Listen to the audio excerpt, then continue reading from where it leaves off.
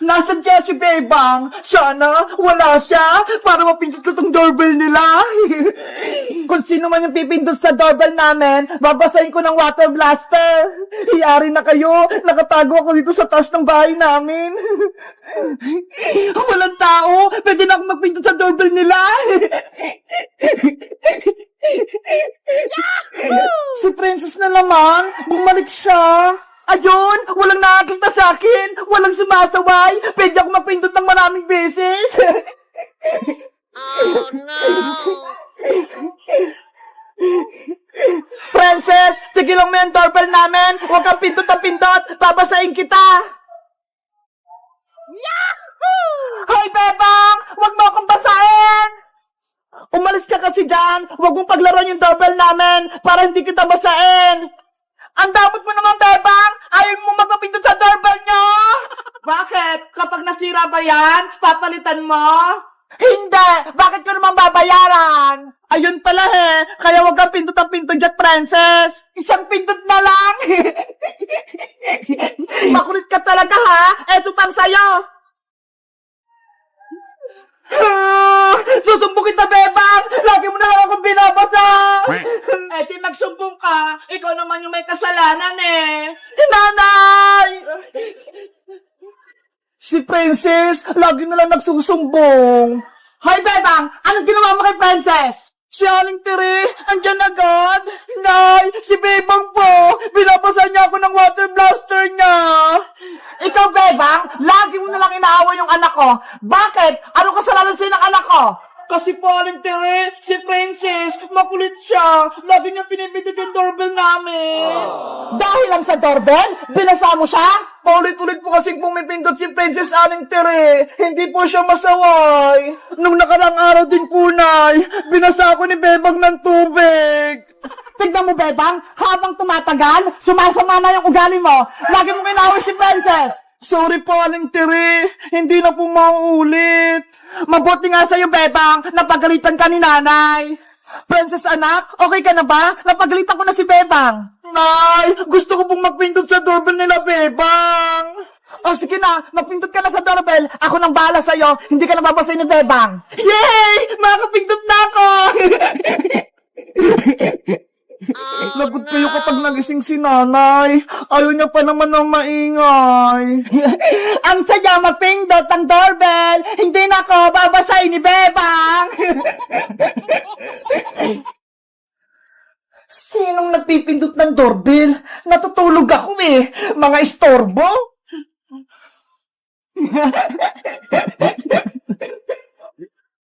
Hoy! Tigilan niyo yan! Yari kayo sa akin! Ako din! Subukan ko magpindot! Kayo pala yung pumipindot sa doorbell namin? Ang ingay-ingay nyo? Pindot kayo ng pindot? Natutulog ako! Etong sa inyo! Ay! Napasa ako! Nay! Si Alex si Tam! Binuhusan po ako ng tubig! Maring Princess, umalas kayo dito! Kung hindi, paliliguan ko kayo! Princess anak, takbo na! Galit na si Maring Sitang! Nanay! Antay! Sabi ko sa inyo, huwag kayong maingay Nagalit tuloy si Nanay!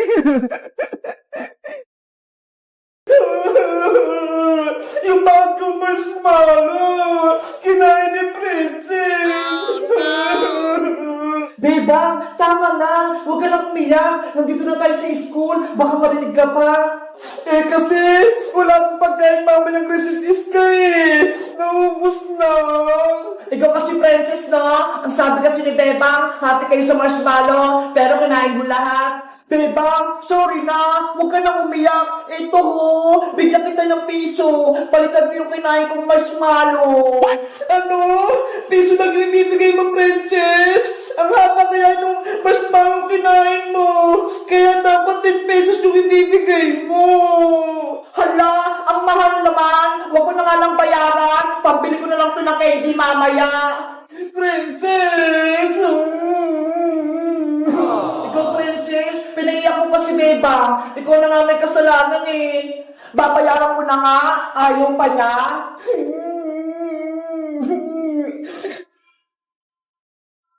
Beba, huwag ka nang umiyak. Andiyan yung bago nating teacher. Good morning, class. Good morning, teacher. Good morning, teacher. Good morning, teacher. Bakit may umiyak sa class ko? Ano nangyari sa'yo? Nag-iingay si Bebang teacher kasi wala po siyang baon. Nako. Bawal ang iyakin dito sa may classroom ko. Kaya, sige lang nang iyak mo. Opo. Napagalitan. Ikaw talaga, princess. Tinawagan mo po si Bebang. Class, kilala niyo ba ako?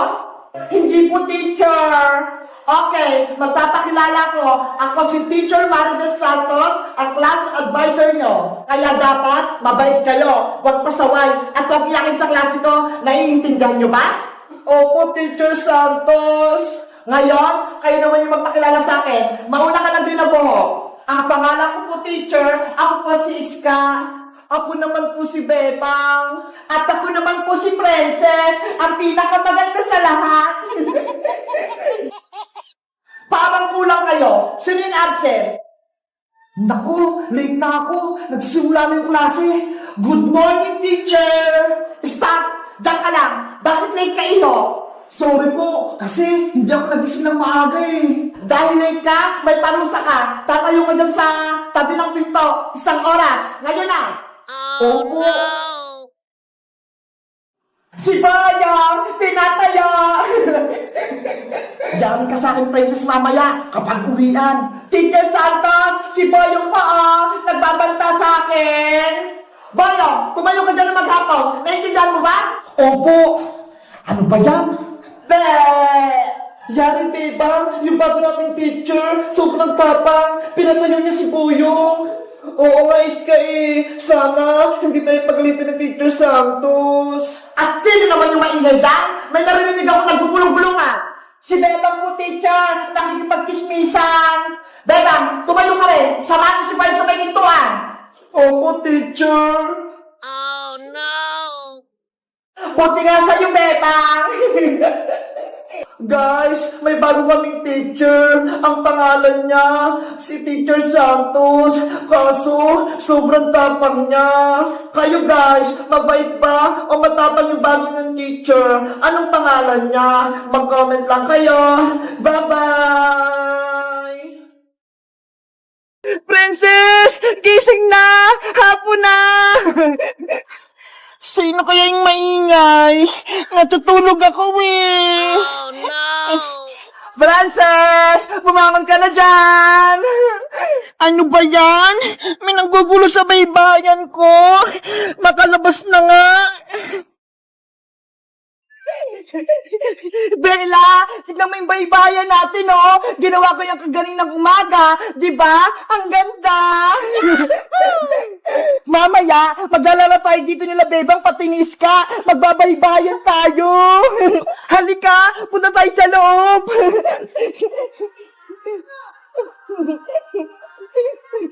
Wow! Diba? Ang lawak dito. Matutulog muna tayo habang inaantay natin si Bebang pati si Iska. Diyan ang pwesto mo. Dito naman ako. Para magkatabi tayo, isasara ko muna yung pinto para walang makapasok.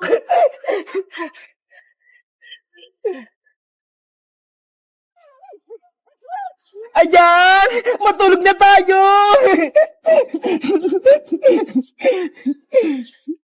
A few moments later. Bebang, antay! Iska, ilan yung score mo kanina sa exam ni Teacher Magda? Nakakuha ko ng 18/20, Bebang. 2 lang yung mali ko. Ikaw, ilan yung nakuha mo? 20/20 yung score ko. Wow! Perfect po, Bebang, yung exam. Siyempre, nag-review ako kahapon. Sabi kasi ni nanay, mag-aaral akong mabuti.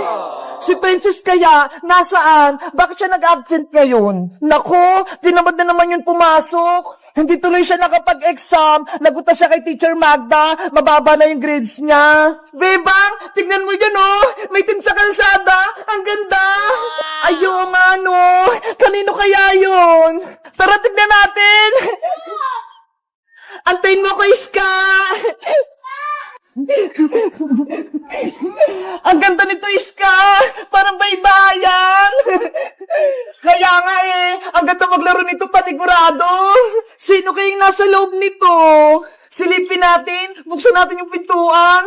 Sige, ako na magbubukas. Kaya kasi sigaw ako na eh. Hala, si Princess yung nasa loob, natutulog. Kaya pala siya nag-absent para maglaro ng baybayan. Pasaway talaga si Princess, no? Bebang, may naisip ako. Ano yun, Iska? I-prank natin si Princess, buhatin natin tong tent niya. Ilipat natin habang siya'y natutulog. Baka naman magalit siya. Hindi yan! Akong bahala sa'yo! Sige na nga! Isasara ko muna to!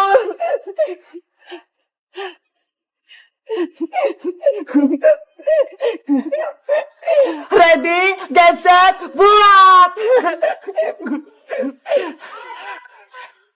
Oh no! Ang bigat naman ni Princess!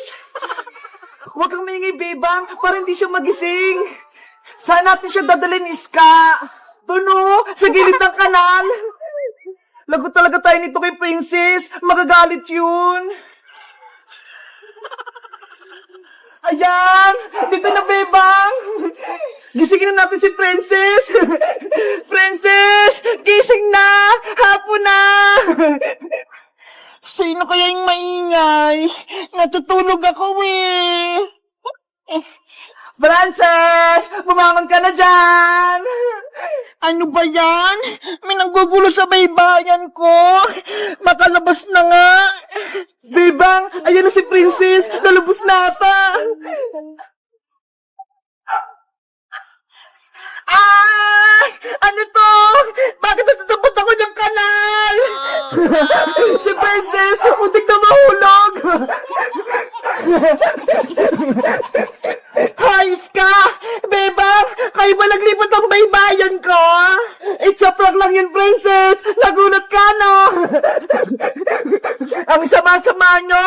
Muntik ka na ako mahulog dito sa kanal! Sorry na, Princess! Binibiro ka lang namin eh! Ayaw ko na sa inyo! Hindi ko na kayo bati! Hindi ko na kayo palalaroin sa baybayan ko! Sorry na, Princess! Gusto rin namin maglaro niya sa baybayan mo! Papasukin mo na kami dyan! Ayoko nga! Hindi ko na kayo mga kaibigan!